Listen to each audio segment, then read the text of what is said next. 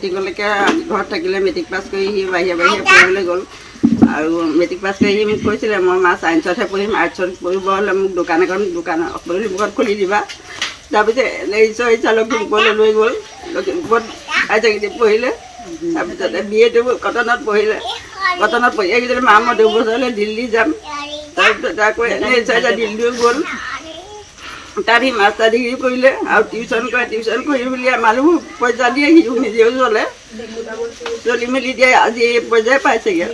তাৰপৰা সিদিনা ইণ্টাৰভিউ দিবলৈ আহিলে। 28 তাৰিখে এটা ইণ্টাৰভিউ আছিলে। তাৰপিছত গ'ল ইণ্টাৰভিউ দি ৰিজাল্ট ওলোৱালৈকে আকৌ মই তালৈকে যাওঁ। তাত কলেজ এখনত সোমাই আছিলে, সিমানে প্ৰাইভেট কলেজ এখনত।